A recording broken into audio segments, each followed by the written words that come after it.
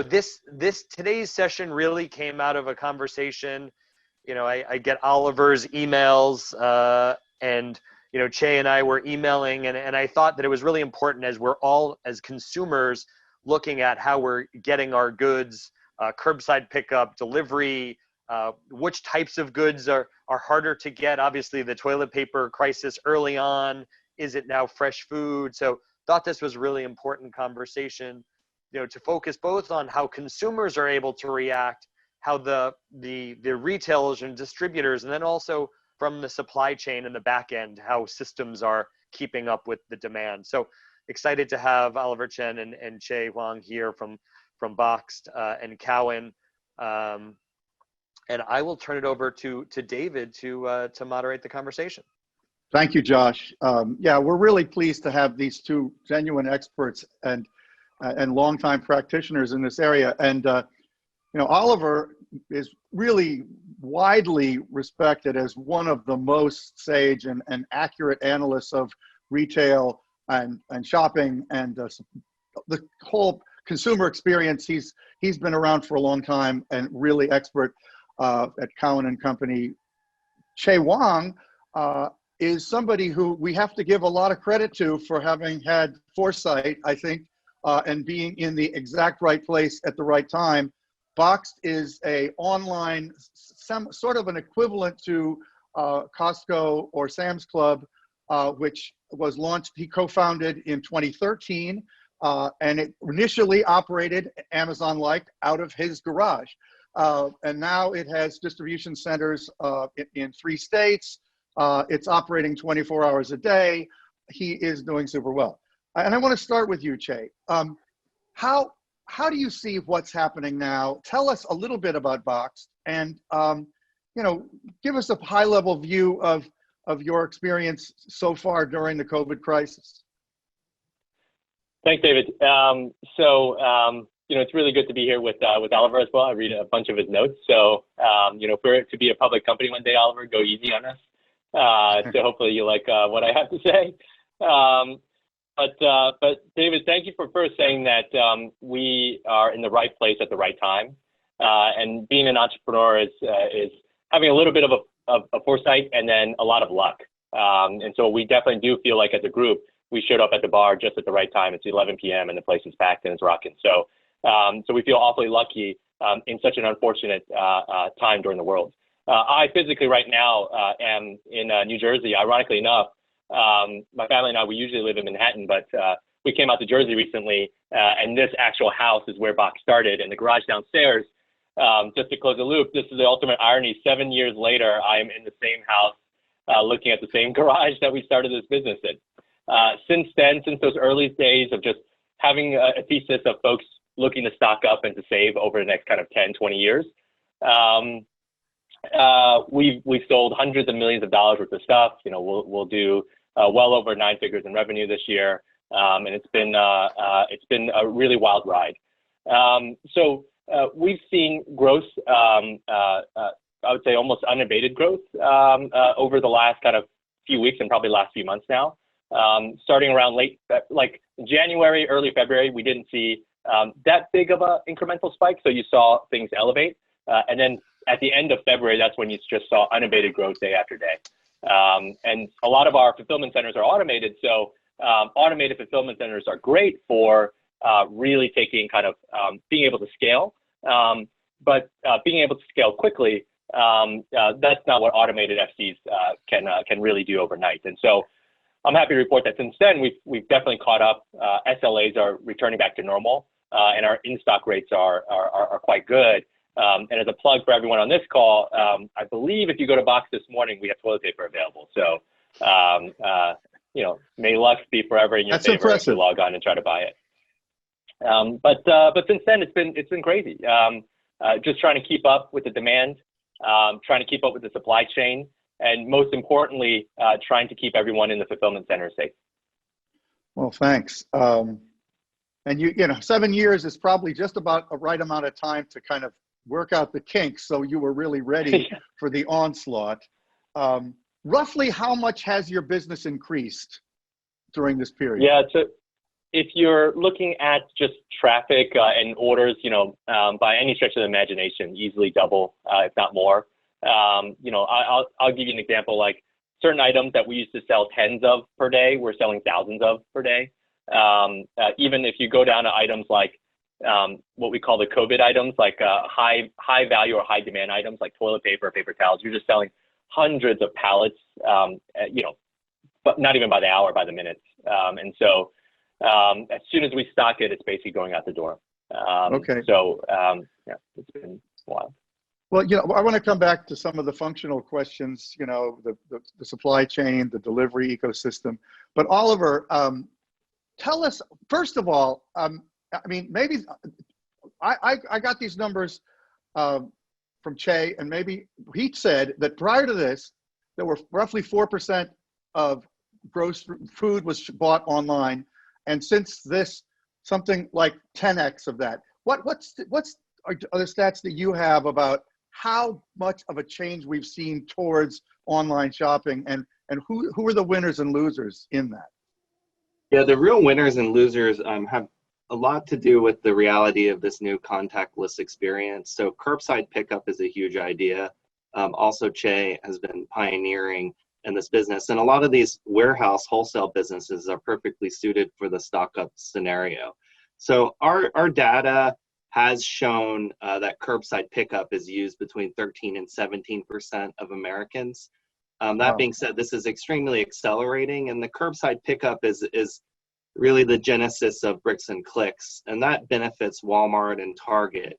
Walmart in particular has been a pioneer in micro-fulfillment, reinventing stores. So if you zoom out of retail, this is an age of bifurcation. As we think about retail at large, listen, there's a lot in survival mode, and 1 in 4 people work in the retail industry. So there's societal questions, and analytically speaking, we're focused on liquidity analysis, particularly for discretionary companies. So not everybody's sitting pretty, and there's a full spectrum of issues here. And we spend a fair bit of time just diagnosing who's going to survive.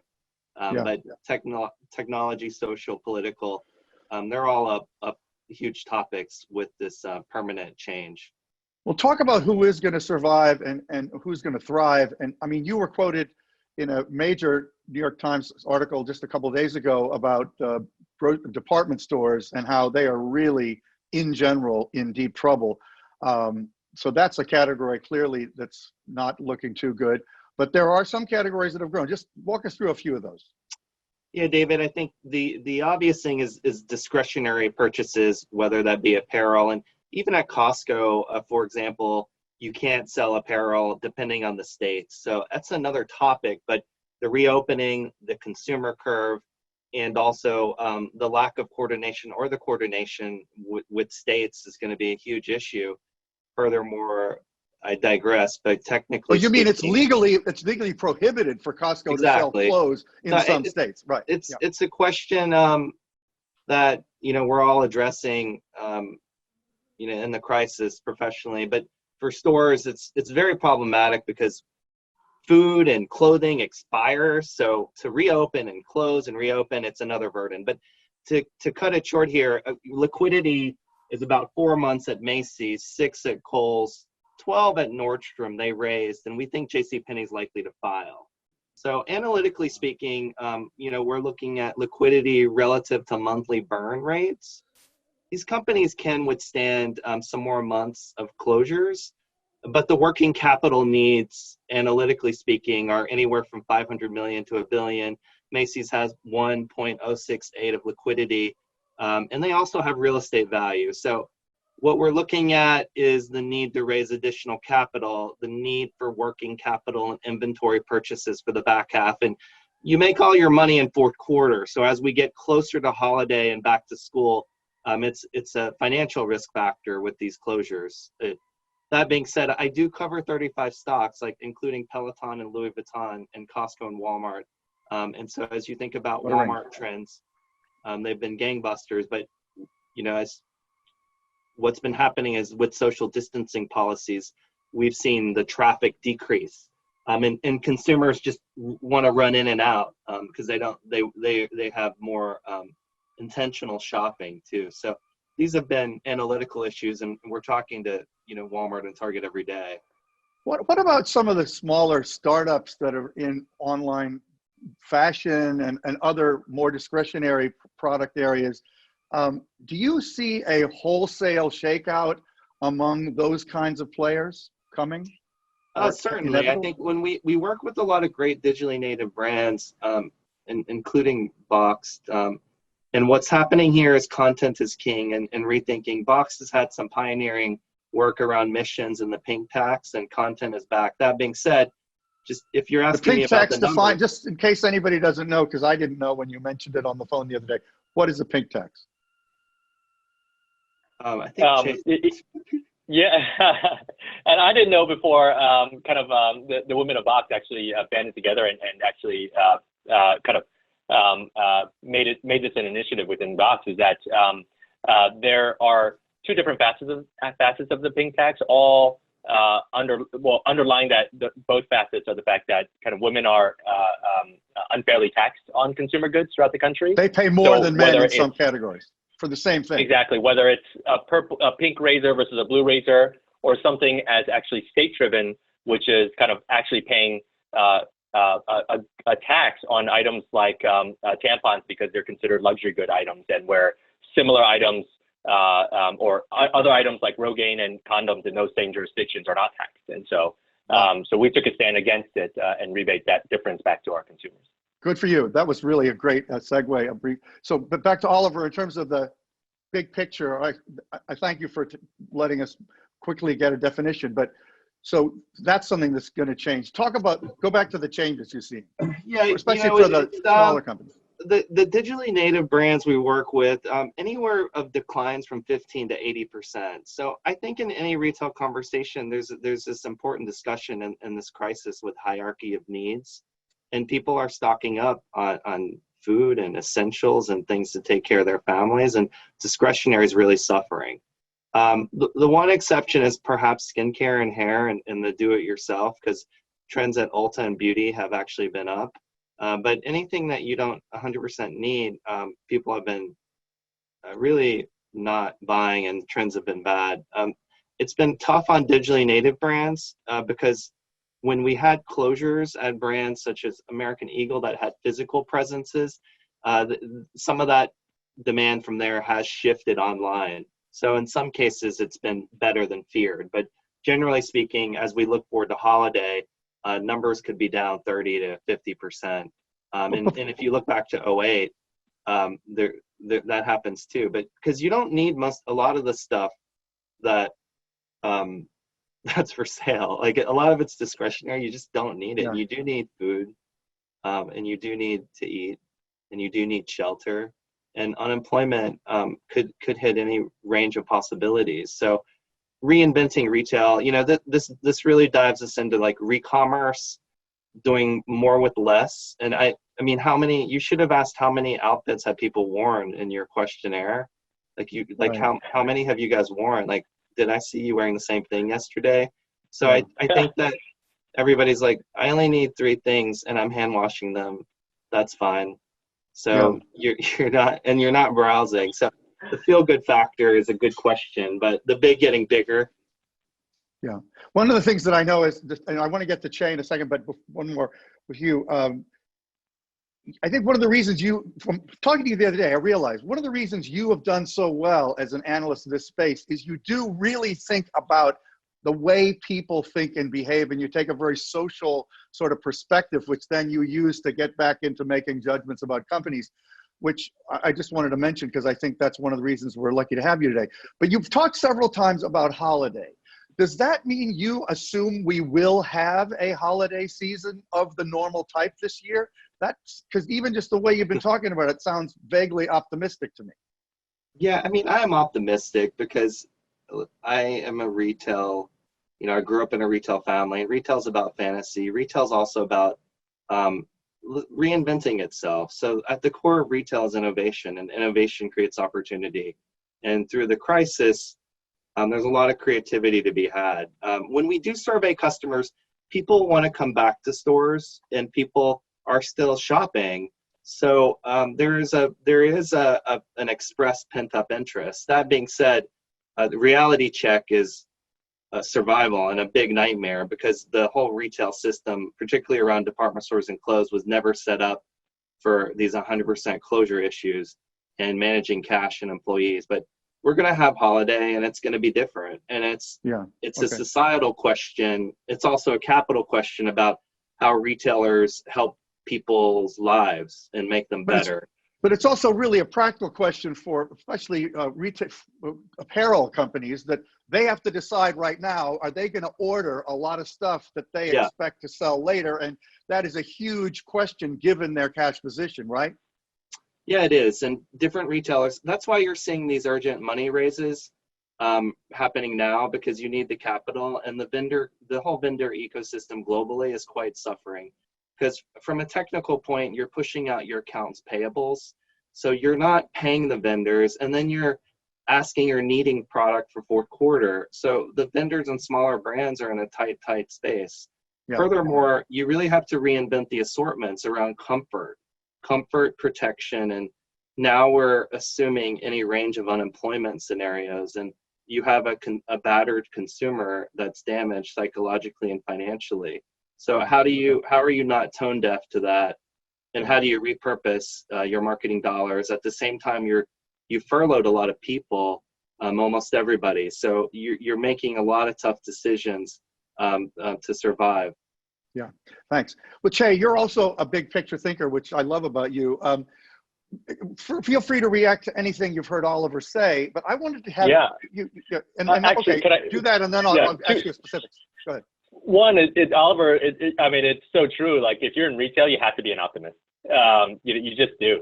You open the doors, you open your virtual doors every day, and you just hope folks are going to come in. You hope that the marketing dollars you spend, all the data science models, all of them, are at the whim of consumers. And consumers are human beings, and human beings are they have their own free will, and one day they'll come, one day they won't. And so it's so true that retailers need to be optimists.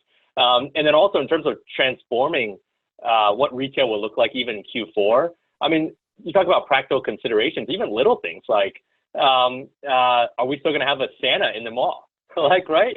Our kids are going to sit on Santa's lap? Are we going to have a mall, for that matter? Yeah, we're going to have a mall. And so, like, will it be like, hey, stand 6 feet within Santa and both wave at the camera? So all those things, like a lot of those traffic drivers, a lot of those things, we're going to truly uncharted territory. And even as a retail nerd myself, I'm just fascinated and so interested to see how the next few quarters shake out. So that's my immediate reaction. Okay, good. Talk about a different question, which is, how are you seeing the functioning of the ecosystem in which you operate? Like, from the supply chain to the delivery, where have you had problems? Where have you been impressed? What's working, what's not working? Yeah, so for our first party business, I see, growth, profitability. It's really a function of this trifecta of, demand, supply chain, and our ability to fulfill. So what you're finding in recent weeks and months is that the demand portion of that trifecta is totally not in the books. It meaning that, like, if we have it for sale, it will get bought. And so the demand kind of question is no longer there. I don't know how long that lasts, but at least right now, at least right now, that's what we're seeing. In the beginning, as we had some of that unabated demand, we shifted our attention because we still had a decent amount of inventory on our books. We shifted that attention to just ability to fulfill. Because like I said before, having automated fulfillment centers, you can't just hire someone who can fog a mirror and expect them to operate robotics the next hour. And so you have to train them, and we're happy to, but it just takes a little bit of time to train them on the systems.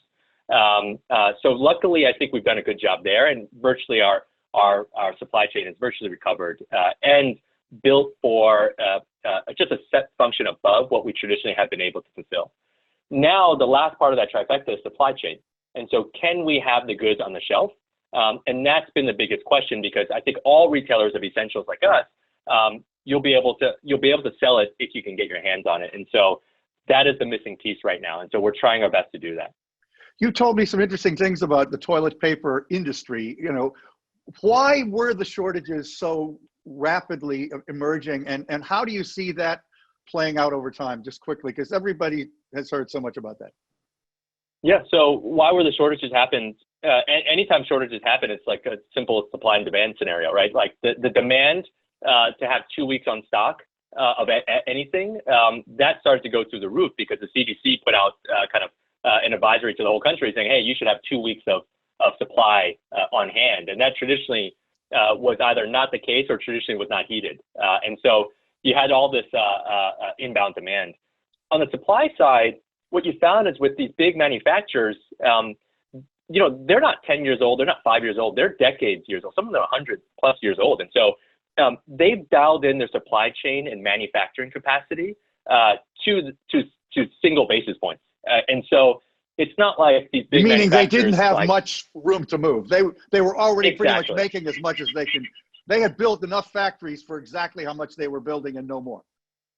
Exactly, because increased capacity without increased demand for them is just wasted margin dollars. And so you look at some of these manufacturers of paper products, they were operating at 90+% capacity pre-COVID.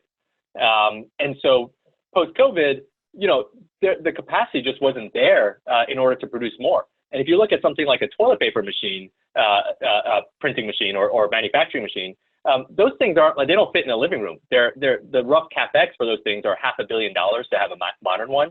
They're 3 stories tall and they take 2 years to build. Wow. And so they can't flex supply as much. And so what they've been trying to do is take some of the supply that would have gone to some of the retailers that now are not physically open and redirected some of those pack sizes and some of those quantities elsewhere. What they've also done is vastly kind of curtail the kind of breadth of SKU base that they have. So they're just running lesser amounts of lines, but running those lines nonstop.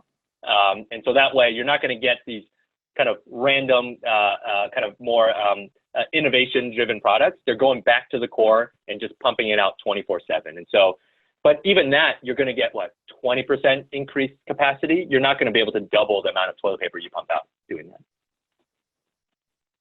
Great. So you talk about capacity, and Oliver, I know obviously you look at a lot of luxury retail where there's now excess capacity in luxury space where they're turning to producing other things like PPE. Talk a little about how those brands, LVMH or whoever, are turning to using their excess capacity and not producing their core products, but to supplying other categories that are in high demand. Yeah, I think that's the recipe for what's happening now. It's just part of it's emotional and it's physical and it's reallocating resources where they're needed, which has been happening in terms of mask. And the US has been later than Asia in terms of mask and what we're doing here. But that's happening. Also, we're seeing better trends in China and some of our data. So the luxury customer is there, and there's a certain degree of pent-up demand. And one of the themes that's happening is we believe the big brands are getting bigger, and that should benefit brands like Louis Vuitton. And as we think about the vendor matrix, you'll gravitate towards the biggest brands, and consumers will too. But there's a supply chain issue, particularly with Italy and luxury goods. So we'll see. But right now, it's the store closures and the demand side that's been the harshest. And then all companies reinventing themselves to help in the PPE need is an important part of, in a way, reinvesting your marketing and doing well and doing good, because we're also seeing the rise in reinvention and the greater significance of sustainability and transparency and rethinking companies in terms of stakeholders. And stakeholders include society. So it's almost like, wouldn't you rather spend all those dollars that you would have spent on a fashion show in modes and creative ways to help the health and wellness of the earth? That's a great segue. I wanted to just bring up something related to that, Josh. Give me a second. And then I know we've got some good audience questions that you can help us hear. One of the really interesting changes about this period, which for me, I've actually found really quite gratifying, despite the tragedies that we're surrounded by, is this ethos that we really need to appreciate the everyday workers that surround us more than we have historically, the people who do the checkout, the people who deliver the mail, all that kind of thing. And it's a big issue in retail where a number of the companies have given, supposed, I don't know whether it's temporary or permanent, raises to people who are on those front lines, those Walmart workers, et cetera. And Walmart's running these ads that we see endlessly about how, these are heroes with the great David Bowie song in the background, which I really do love that song. But I'd love you both to reflect on whether that attitude in your industry is likely to remain. Or are we just sort of saying that now, oh yeah, we care about these people because we have to have them. But over the long term, could we see a real shift? I mean, I was happy, maybe we wouldn't have fashion shows, we'll have sustainability efforts, but either one of you jump in on that. Yeah, the data and the survey data really shows that the younger customer particularly cares about missions and purpose. So even the digital brands have been ahead of the curve with content, and content to a lot of brands means like, what do you stand for? What does this mean? And how am I addressing the overall ecosystem? So David, I am hopeful, and B, the data says particularly younger generations and millennials and Gen Z, missions and caring are dear to where they put their dollars and economics. And I think we're going to live in a world of doing more with less, and also rethinking transparency and what that means. I think this is an event that really resets different topics and also makes you think about yourself as an individual, as well as a society and a member of society, a younger person versus relative to your family. And I think all these issues are coming. America has been a little bit later than Europe in terms of ESG and social responsibility investing, but all these topics can start with the consumer. They can be in the boardroom. They have important relevance with shareholders, and they're related to what you're saying in terms of thinking about employees as well as shareholders and managing expenses in a sustainable place that people want to work and shop from.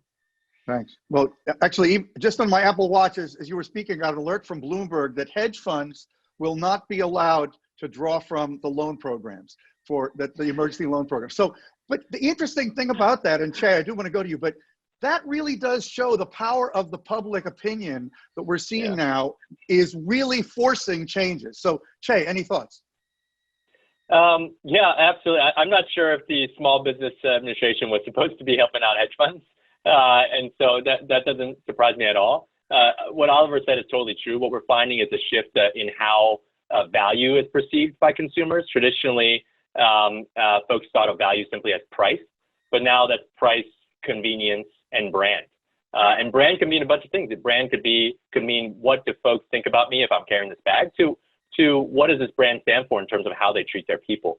And going back to your original question, David, I think as an optimist, I do hope that a lot of these kind of changes stay.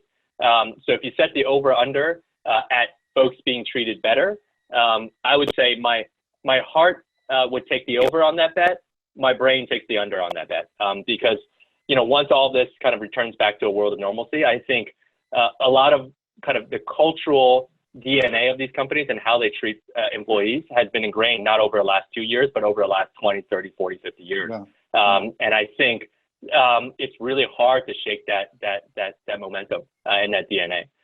Presumably not at yours, by the way. Yeah, exactly. I think the folks that have traditionally treated their folks well, they'll continue to do so. But the folks that traditionally have not, I think, again, my heart says I'm taking an over on that bet, but my brain says I'm taking the under. For case in point, we do what was perceived as kind of pretty crazy stuff for our employees. So meaning that if you have life-changing events, like if someone in your family member got sick, if you got married, depending on how long you were at the company, we would subsidize those costs.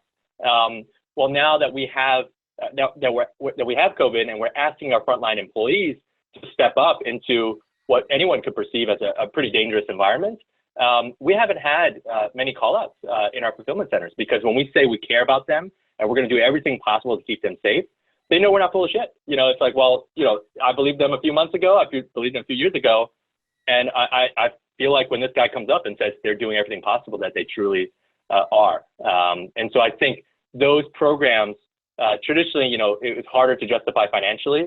now financially you can justify it. You could say, call outs are low and we're able to fulfill, and thereby we're generating revenue and profit. Okay, good. Yeah, I think one hot topic, and it's an important topic, is this idea of trust.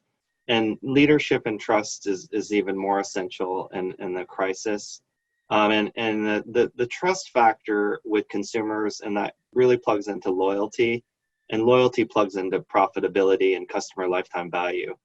So voting with your dollars will be something to watch. And I agree with Che, as we think about an Amazon framework and how retail can survive and thrive. I mean, we think about 3 C's, really convenience, culture, and product curation. So executing across these 3 C's in different ways, including purchasing with intention and authenticity, are factors that can drive sustainable market share growth.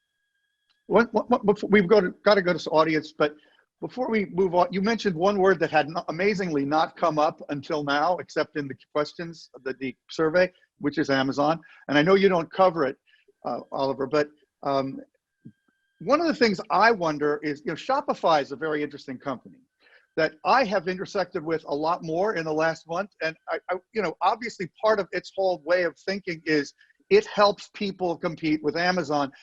Do you see that particular company playing an increasingly important role in the retail ecosystem? Yeah, I think generally as we think about retail, there's this dynamic with the big getting bigger. And we do see a huge future of robots, as well as artificial intelligence, as well as curbside pickup. So these are societal questions because not everybody can afford the latest fleet of robots or develop them, and they're all capital intensive.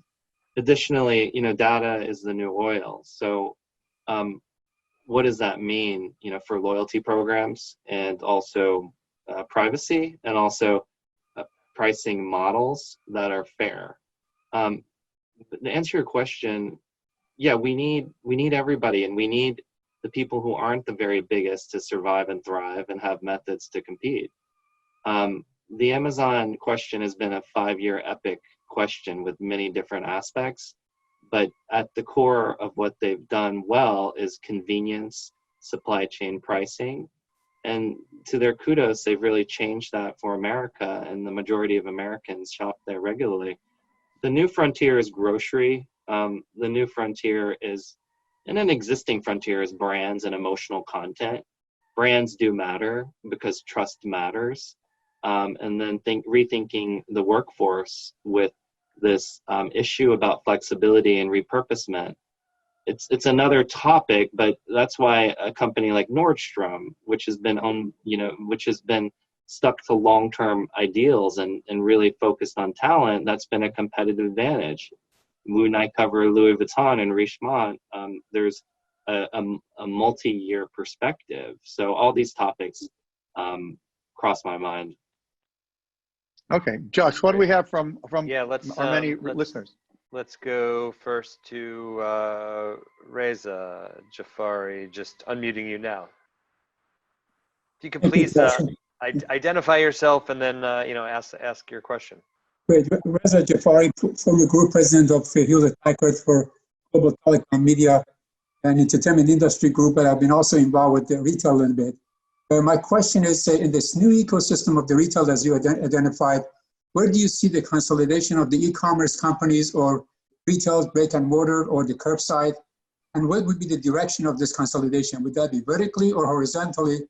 And at the end of the day, the intersection of the purpose, people, and profit probably is going to be a driver. Do you see it that way? Thank you. Two good questions. Either one of you want to jump at that? Yeah, I could just maybe consolidation would be an interesting topic for me to take. I think there will be massive consolidation in the brand DTC space that's direct to consumer right now. I think that particular industry was already in a bit of trouble before COVID, and I think now I think some of them are finding life becoming pretty difficult. There are winners though, because some of those folks do sell essentials, and so some of them might come out stronger. But a lot of them I know are under pressure. So I do expect some consolidation there. Whether that's just consolidation via kind of a lot of folks just not making it, or consolidation via like one winner, like a much larger DTC company, whether it's a Warby Parker or a Harry's or one of those, starting to buy up the smaller brands. That I couldn't opine on because that's really up to kind of their own strategy. With regards to capabilities, I do see consolidation on that front as well. You actually saw that pre-COVID, right? Shopify starting to buy, logistics capabilities like robotics companies, warehousing companies.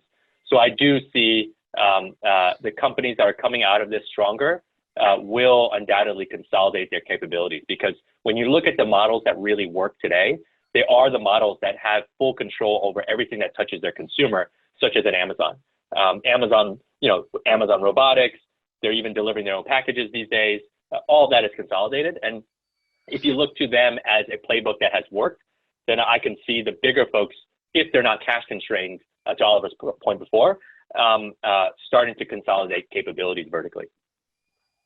Yeah, Reza, thanks for your question. So there's for sure what Che is saying, this consolidation factor, because in the analysis, it's like Bhutan has $5 billion of free cash flow, and the free cash flow of Walmart is impressive. And so the reality of the financial statements is there's have and have nots, which will increase consolidation. You have a dynamic here similar to media in a way, where content matters too. So Walmart acquired a lot of brands because the content mattered, because that drove pricing leverage. Why does content matter? Because of trust and community. So what I'm just saying there is you'll have the big getting bigger, but you see Amazon trying to build brands. You see Walmart doing M&A, where brands and content matter, and that's a form of M&A that's likely as well. And then you think about the luxury conglomerates. You know, we have the LVMH house, and we have Kering, and we have Richemont, which have been consolidators of long-term brand equity because of China and the emerging market growth, as well as that's been a staple of how that business model has been moving, even with Tapestry and Capri in the US, consolidating some brands. Vertical integration is an interesting question. In the field of luxury goods, you really, really like being vertically integrated, from the alligator farm at Hermes to the consumer experience. It's the right answer for some people. Like Costco has chicken plants and factories around sausages and meat processing.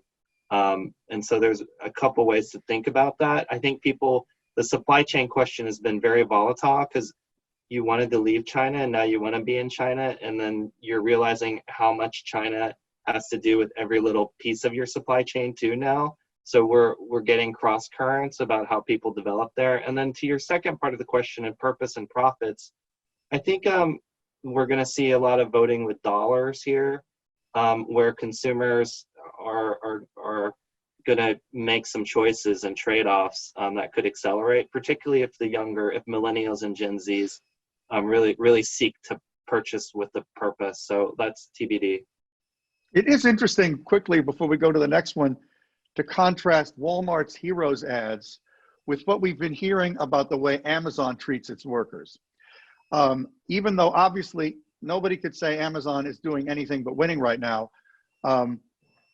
those companies in a way have to stick with, Walmart's going to have to stick with that to some degree after this period, because otherwise they're just going to be seen as incredible hypocrites. Well, I grew up in Natchitoches, Louisiana, in the deep South, going to Walmart every day.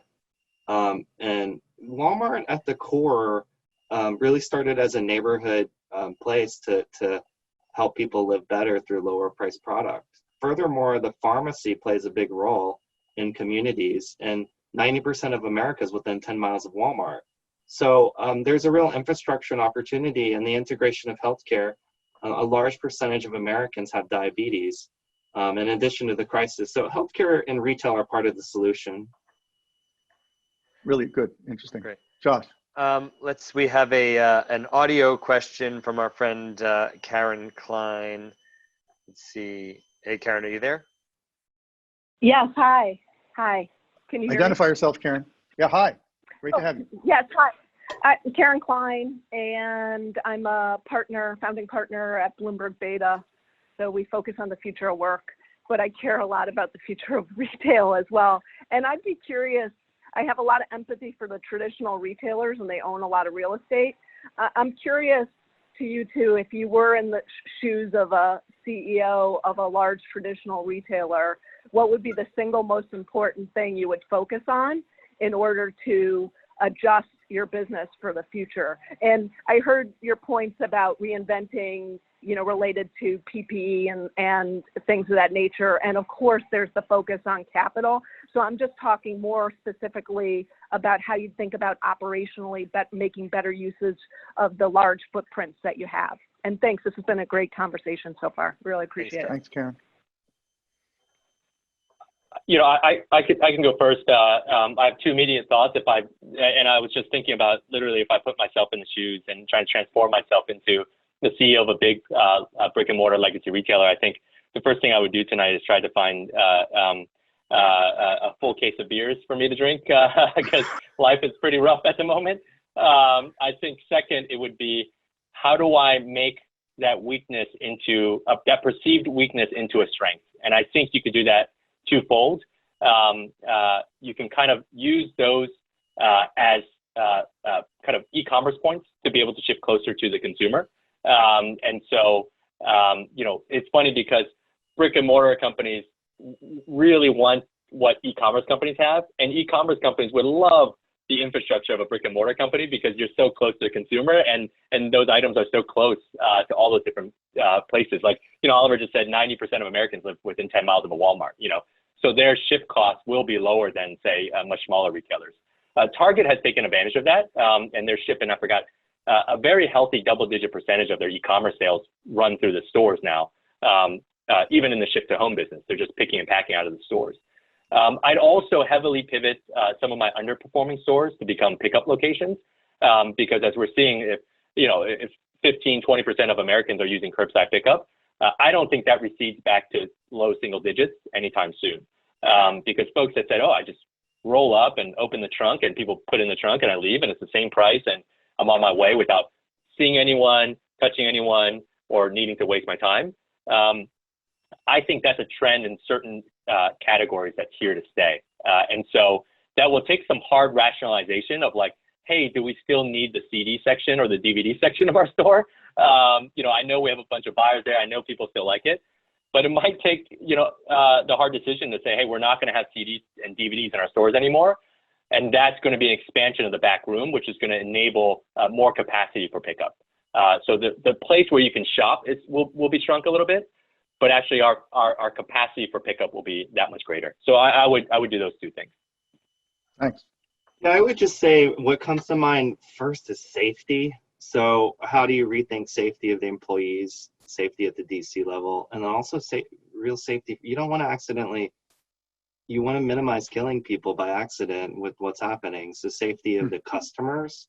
And this really dives into a lot of topics in terms of plexiglass protection and also awareness of store density and traffic. And then what Che is saying, like, yeah, curbside pickup and accelerating the contactless retail experience, which means curbside pickup, which means buy online, pickup at store, which means integrating bricks and clicks in ways that are accelerating, so that you're minimizing risk. And then I think thinking local versus national and how you can harness your local store talent to drive unique local difference and giving back in what communities need. And then I think we'll see a lot of partnerships, and the crisis is also a time to partner with unlikely or likely bedfellows across companies and people, just to unite and change. And there'll need to be coordination amongst frenemies in terms of getting everything back in order.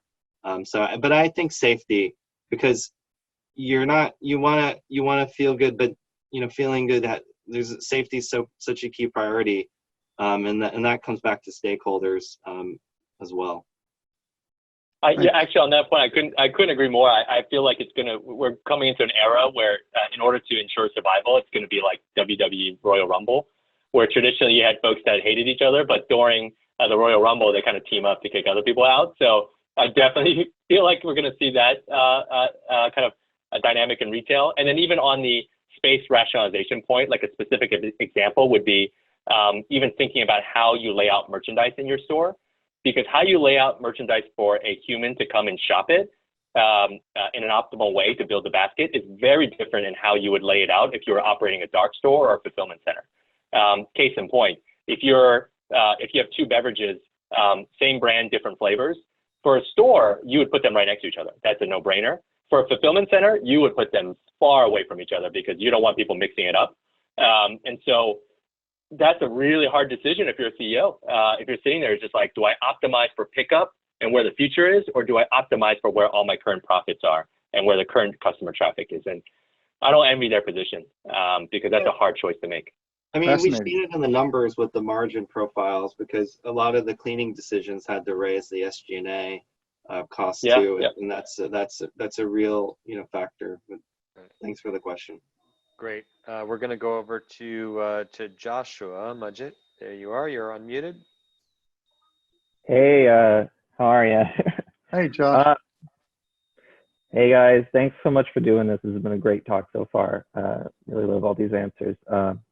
So I'm first of all, my name is Joshua Mudgett. I'm from a fashion tech company that uses artificial intelligence to design luxury garments for customers and brands called Chimera.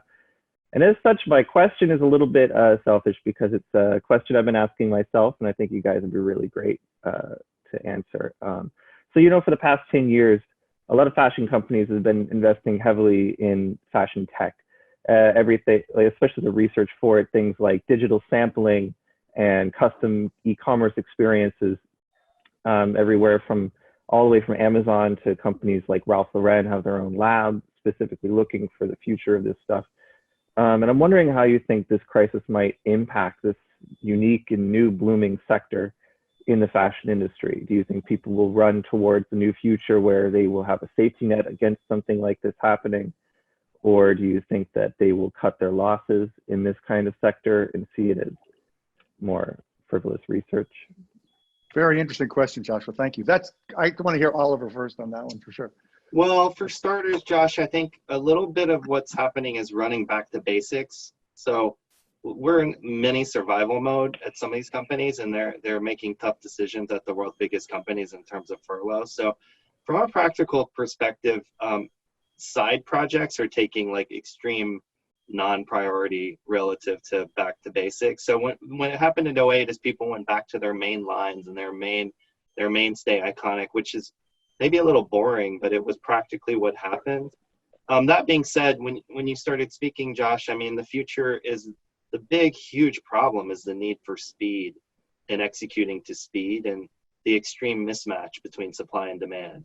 And we're about to see the world's, biggest clearance sale on earth, like, in Q3, Q4, because everything is, expiring, because clothing isn't quite like a banana, but it kind of is because it expires. So I think, those trends will continue to be really important, and the best companies need to have the R&D and the innovation around projects that may not be profitable, but make sense for the consumer.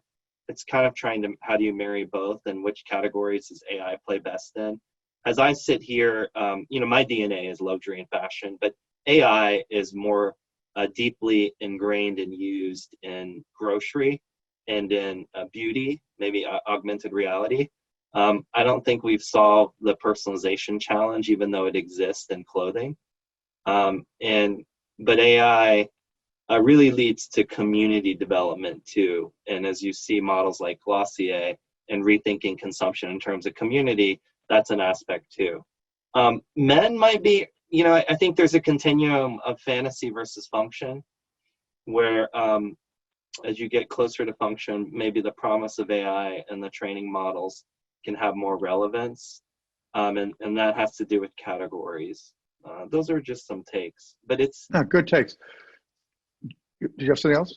No, I probably could go on for a while about this. No, you said great stuff. I want to hear from Che because he's a big picture tech thinker. What do you have to say? Oh, well, I appreciate it, David. I thought you skipped me because you normally see how I dress, so it's like fashion is not my forte. No, it's because it was more a fashion question. That's it. Fair enough. Josh, you have to take whatever I say with a gigantic kind of Himalayan rock size grain of salt because fashion is definitely not my forte.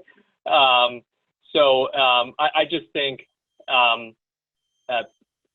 like having more data, using machine learning to inform decision making and to shrink kind of the time for decision making.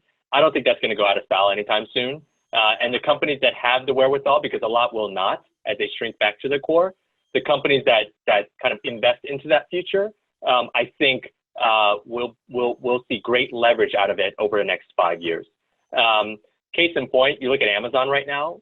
Amazon, I forgot how many billions of dollars they spend in R&D. I don't think that's going down anytime soon. And with all the spike in data that they have, they are investing. They are probably amassing one of the largest ever known kind of influxes of data ever in the history of retail, or maybe in the history of anything. And so with regards to buying and consumer behavior. So you better be damn sure that they're going to use that, and they're not just going to, they're going to just like bolt it away somewhere and say, oh, rainy day, let's open it up later. Thanks, but that's because they have the wherewithal to spend against them. Right. Thank you. We've got one key question before we finish. Josh, go for it. So we have time for one more question. We'll go over to someone I think both panelists know well as we do, Jim McCann, who's the founder and chairman of 1-800-Flowers, the chairman of Techonomy. Jim, I've unmuted you, so you're on. Great, thanks. Wonderful discussion this morning. I'm running out of notepad here. Oliver, 17, 18 months ago, you wrote your formula for how retail needs to remake itself. And we were pleased when we read that, and it was required reading several times in our shop. We were thrilled that when we read that, we could check off a bunch of the boxes. One we hadn't checked strongly enough was experiences.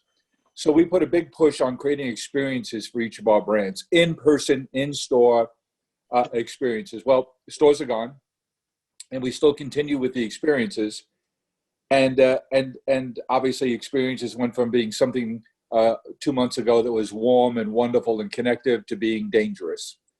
So we're pivoting now, trying to guess at how you'll rewrite your manifest on how to thrive in retail. And we're pivoting to being more along the lines of digital experiences. Do you think that's the right path? It's not our highest priority, but we're shifting some assets there to make some of our experiential activities across our brands digital. Early experiences are good, but we're in the corona bump, so we don't know how it looks on the other side. And then for Che, my question would be, I'm guessing that supermarkets who are doing so well now, you mentioned curbside's not going back to single digits. You mentioned home delivery. If you take 5% out for curbside, if you take 5 or 10% out for people who will stick with home delivery, aren't they going to wake up a few months from now and say, oh my goodness, we have way too much square footage? Yeah, Jim, thanks for that. And thanks for having me. And I'm thrilled to be here with Che and David and Josh. I think what we're thinking about is really an extension of experiential, and what does it mean with the new at-home world of retail. So experiential matters a ton, maybe even more so, because people are realizing that mental health and happiness has to do with connecting to other people. So it's for me, it's kind of retweaking what that means with building communities, and it's more than ever before bricks plus clicks plus virtual. And I think the integration of experiential needs, what's coming to the forefront is health and wellness, and how to interject that as a key variable into what experiential means, and also the permanent change of the at-home experience, which the most obvious one has been physical fitness, but that this health and wellness aspect can play a role across all of retail, including health and wellness, emotional health and wellness, and taking care of your family and your kids, and how can retail really help across all those avenues, which I think the crisis has opened up aperture to what that can mean. But community seems more important than ever, and that's been a bedrock of experiential as well. Thank you. Thanks, Oliver. Che, this goes right to that point you were making about the tough choices that these companies have to make. Yeah. So Jim, thanks for the question. It's great to see you again. Last time we saw each other was in our fulfillment center when we gave you and the team a tour. So So that thing is rocking, man, and it's open 24/7 these days. With regards to kind of these grocers, I think I feel bullish and bearish at the same time. I feel bullish because a lot of folks, and not me, because I've never been so fully hubris to call the death of actual grocery stores.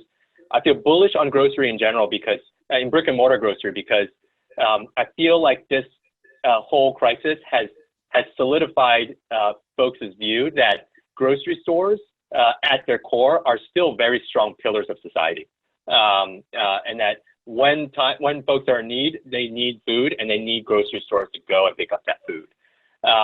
I'm bearish on the folks that can't pivot their business models or rationalize their square footage. I think that 40,000 square feet to 75,000 square foot grocery store as we know it, I think got a little bit of extension of their life.